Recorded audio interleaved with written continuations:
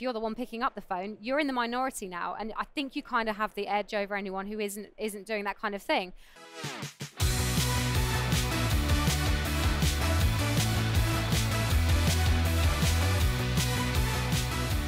Hello Sales Nation and welcome to the Salesman Podcast live in partnership with HubSpot and recorded at the Sales Innovation Expo in London. On this episode we have Frances Kelly. She is a lead generation expert, and that is exactly what we're talking about in today's episode. The tips, the tricks, the hacks, for want of a better word to describe it, the ways we can improve our lead generation efforts. You can find out more about Frances over at blueprint-nbs.com. Everything else that we talk about is available in the show notes for this episode over at salesmanpodcast.com. And with all that said, let's jump in to today's show. Frances, welcome to the Salesman Podcast. Thanks. Good to be here. I'm glad to have you on. So we're going to talk about lead generation. Yeah. There's a whole bunch of other things that we've kind of just been chatting about before we click record that we can potentially dive into as well. Okay. But I'm going to start with lead gen. I'm going to start by asking you to frame up the whole conversation here. If it has, how has lead generation changed over the past few years? So I think what I hear most is that there isn't really space for traditional lead generation anymore, which I don't believe at all. Honestly, I think that there is more space for procrastination around lead generation because there is a huge amount more technology that people can use to fill a gap that they feel that is a little bit scary for them as people to fill. What I find is people relying a lot more heavily than I ever used to on inbound methods, inbound marketing technologies, trying to automate something that I truly believe actually still has to have a human element. I find that what people call lead generation is actually marketing. And the bit that lead generation typically used to fill is now what I would consider to be marketing activation. So the bridge between where everything you're doing online is converting things to actual human interaction. So we're kind of, that's the bridge, really. Yeah, that makes total sense. Let me just stop here, because Yeah. there's so much to unpack from literally right? those first 4 paragraphs. So, right, one, are we hiding behind things like email, things like inbound lead generation versus should we be, whether it's on the phone, whether it's an event like this, whether it's in person? Yeah.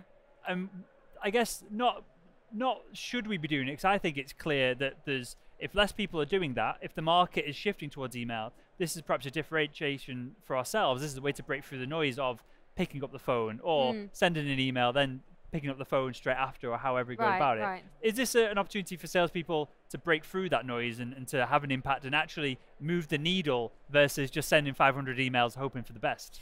Okay, so I think where people used to get inundated with phone calls and cold calls and telemarketing, and every time you answered your phone, it was someone trying to pitch something to you. That's now what it's like in your inbox. That's what it's like in your LinkedIn InMail. That entire influx of activity is moved to an online space. So actually, if you're the one picking up the phone, you're in the minority now, and I think you kind of have the edge over anyone who isn't doing that kind of thing. You just have to be the brave person who's going to do it. I think what hasn't changed about lead generation is that there is a huge amount of fear around it, and there's still the barriers to picking up the phone and talking to strangers. And I think that having more technology does make that easier to hide from. And I know that the clients that we work with and people that I talk to would much rather send an email, or they'd much rather invest in their inbound, or they'd much rather anything but picking up the phone and talking to a stranger. So does that... Yeah, it makes total sense, because I know that clearly the show is for the B2B sales professional. Yeah. And there is a gap there between those that want to email first versus those that are, and I hate to say it, but perhaps the more stereotypical salespeople that are like more aggressive and they want to get on the phone and they want to take action. Yeah, so don't get me wrong, I hate those guys too.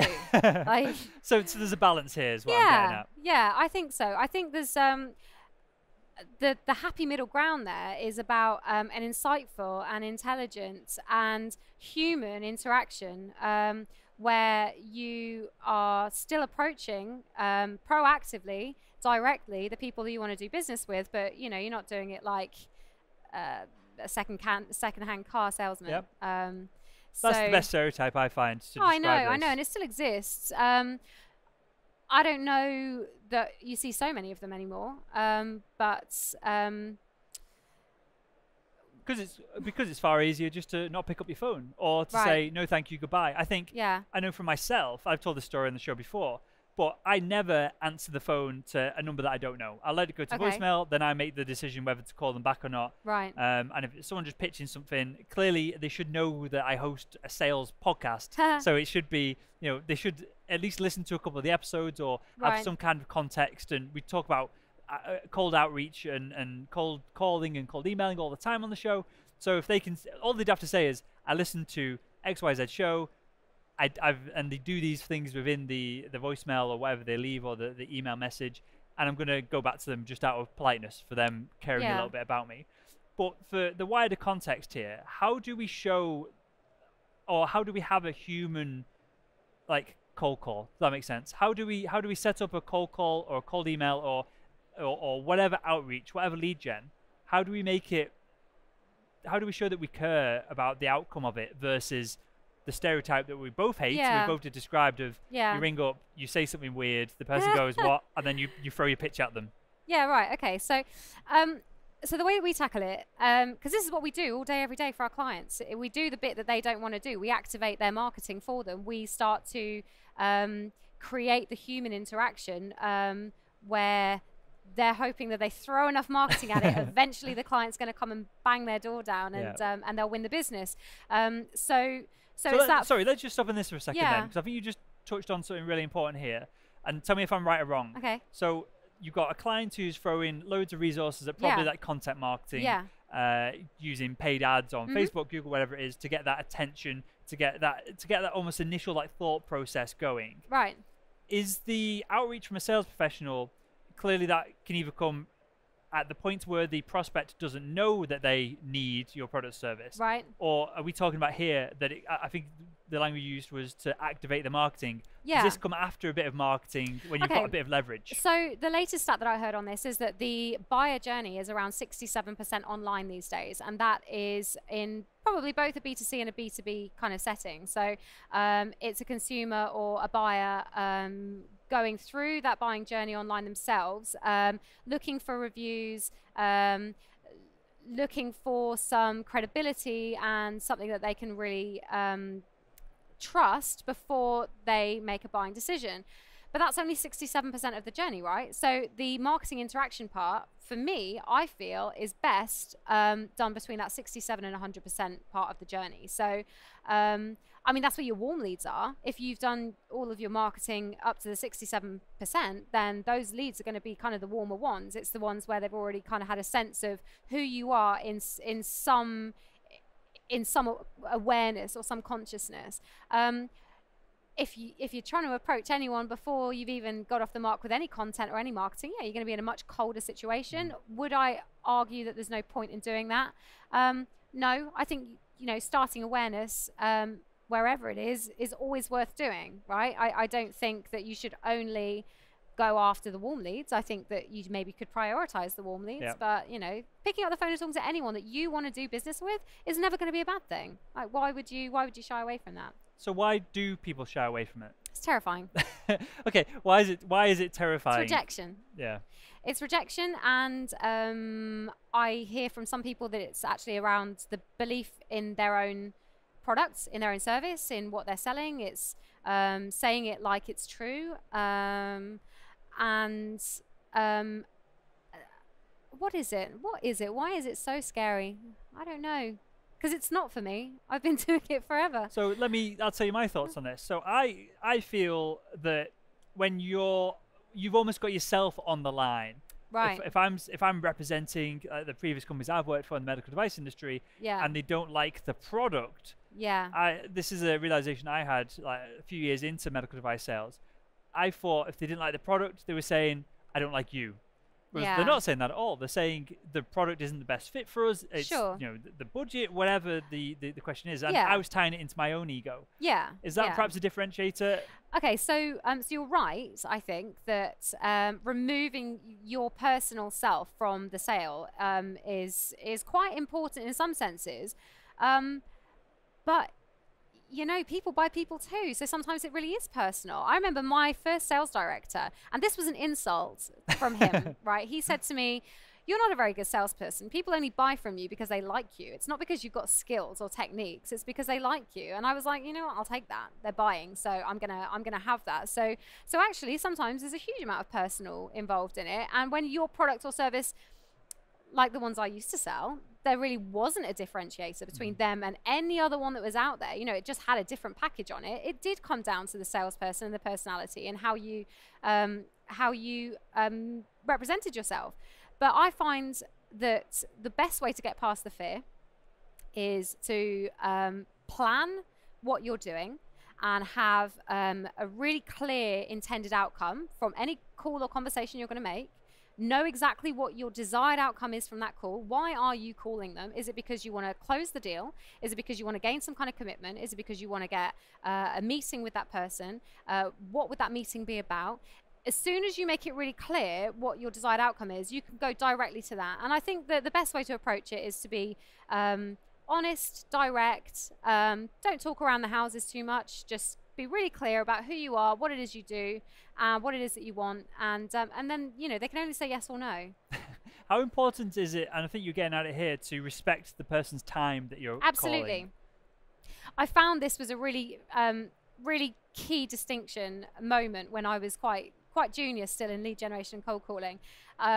I did it one day, and I realized it made all the difference because it got me a really big, important meeting with a board level director who, when I was still junior, felt like I didn't really have the right to be in front of. And I remember his PA went and got him, and he answered the phone, and I said, "Hello, thank you so much for taking the time to talk to me." And that was it. I had him. Yeah. You know, he really appreciated just that I knew that his time was important to him and to me. And then I just asked him for what I wanted. You know, I got really direct, straight to the point.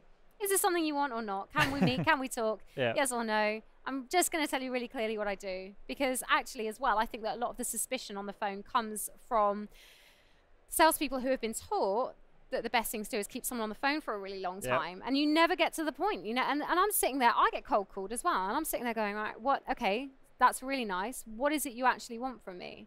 And as soon as and it's almost like they feel guilty. Like, I don't really want to tell them what I'm selling because I don't really believe in what I'm selling. You know, that sense, you know, you're never going to get any success there. I think you have to really, truly, solidly believe that what you're doing is speaking as a business person to another business person about something of value that they are genuinely going to appreciate from you. As soon as you can create that mindset in yourself, get really direct, know what you want from the call. Easy.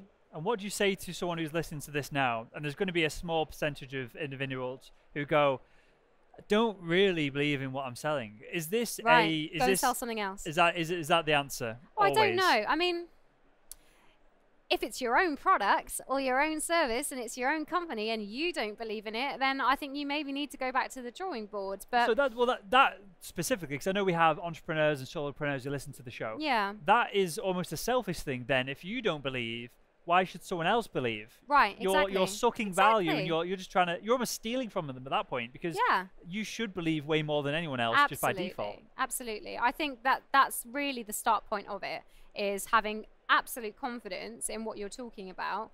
Because how can you with any good conscience sell something to someone else that you don't also feel? If someone called me and sold me what I do, would I buy it? That's the litmus test. That's the yes, no. Would I? No. Don't sell it then. Go and find something else to do. Fascinating. Okay, so I want to. Is it fascinating or is it just common sense, Will? Well, so this is the daft thing about sales. I think 99% of sales, and there's a whole lot of sales trainers here. I think you'll agree with me. But I think there's a whole lot of sales trainers here. There's a whole lot of sales trainers that I have on the show that overcomplicate things. Right. That, you know, my first sales manager always said to me, "Keep it simple." Yeah. He was a simple guy. but I think it is that. I think it's you know, I don't think it's simple. I think it's common sense. I think common sense can be complex. Yeah. But as long as you are not a complete arsehole in yourself, as long as you're, as you described, doing the right things and going about it the right way, and you're happy and you're confident to talk about these products. Yeah. And because this is like, if we were here 10 years ago, we might be talking about ways to get people on the phone and weird tricks and hacks and all that kind of stuff. Is all that just behind us now? Do we not need any of these weird techniques to be able to sell?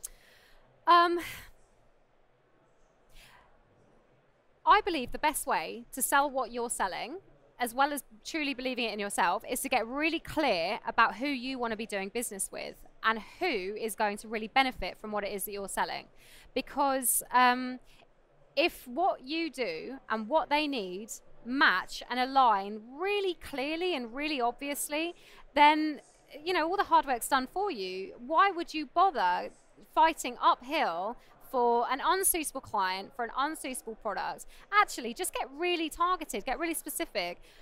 I think when setting out in business as an entrepreneur, if you have a product or a service that you love and you believe in, that's great, but that's only one half of it. The other half of it is, who are you setting out to benefit from this? Who is really going to want to work with you? And who do you want to list in 10 years' time as your dream clients who are now doing business with you every day? And I think get really clear, really specific, and then get insightful about those people. So do your research, do your homework. Don't just call anyone and everyone. So is this is clearly the first step to lead gen overall. The whole conversation is finding the right people. Yeah. How do we know, other than the data that perhaps our marketing team gives us, other than looking at past customers, are there any specifics or maybe even internal techniques that you guys are using? Are there any ways to narrow that focus down even more? Yeah, okay, so we possibly don't do things like other business development agencies. We do it like I learned to do it as a salesperson. So I never buy data. I never create marketing lists. What we do is we get really clear on our clients' behalf with them. We help them and they craft it with us on what their ideal customer profile looks like. So the ICP is the first step.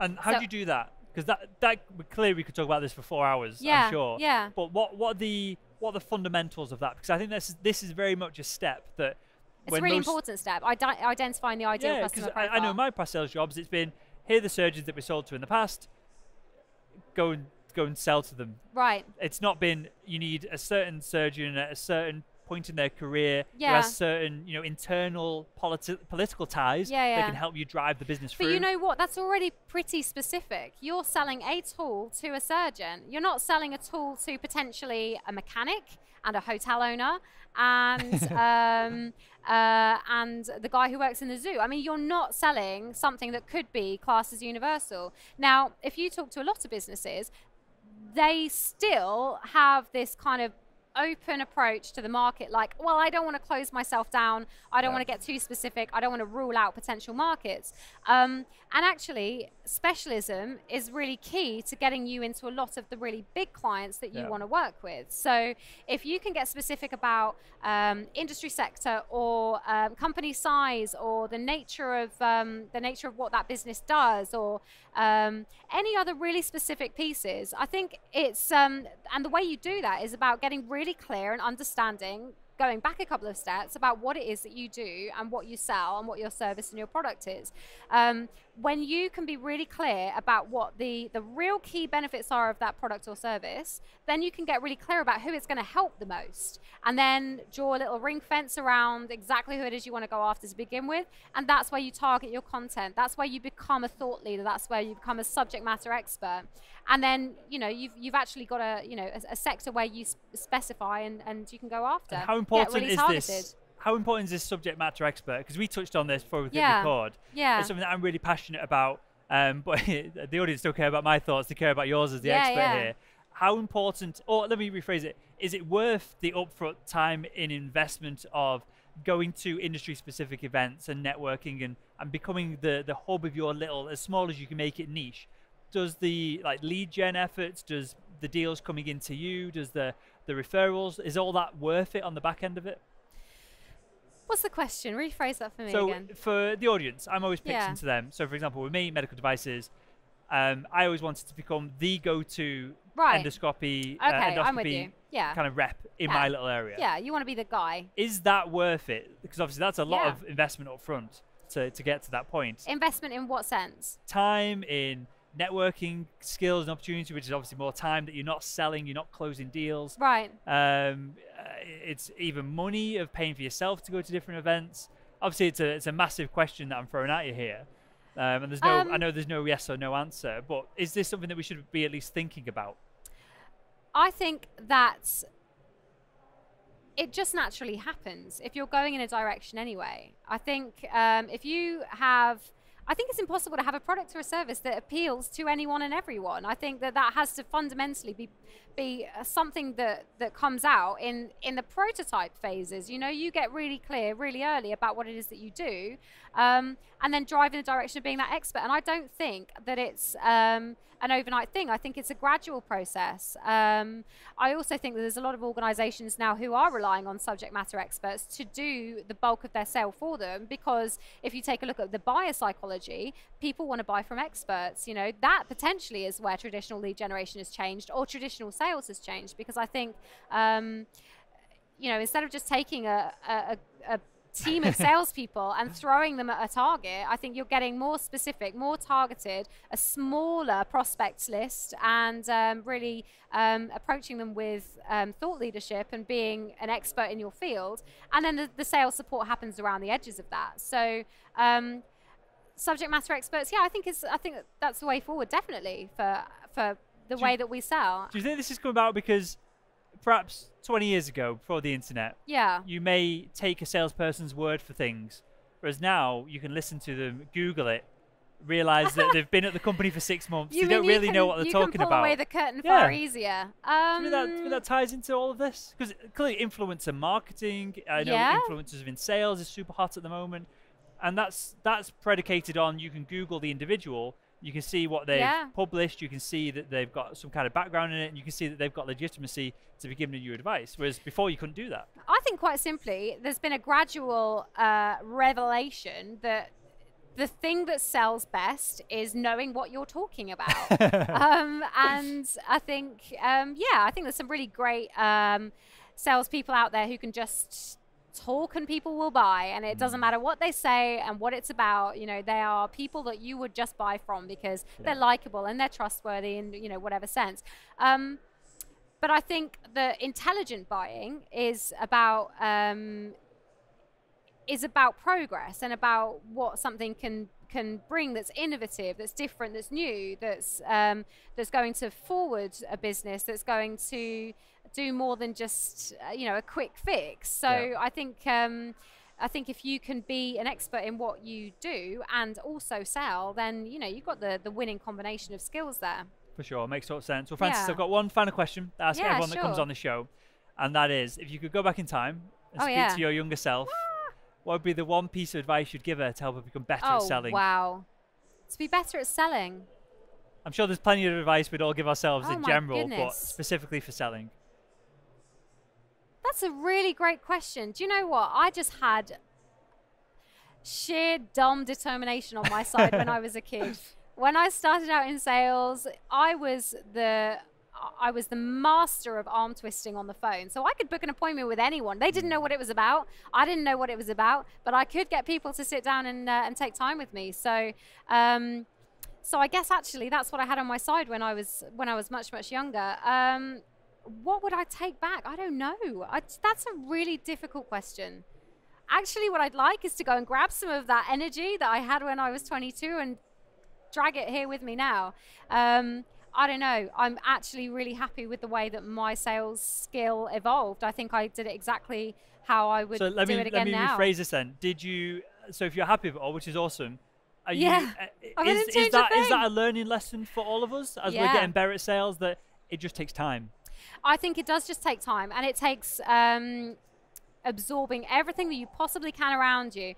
Perhaps maybe I would tell my younger self to not be so fearful of listening and absorbing influences from outside, because other influences and other voices and other ways of doing things doesn't necessarily mean that you're wrong. It just gives you an opportunity to learn and to be better at what you do. So I suppose that maybe was quite one of the early things I learned in business.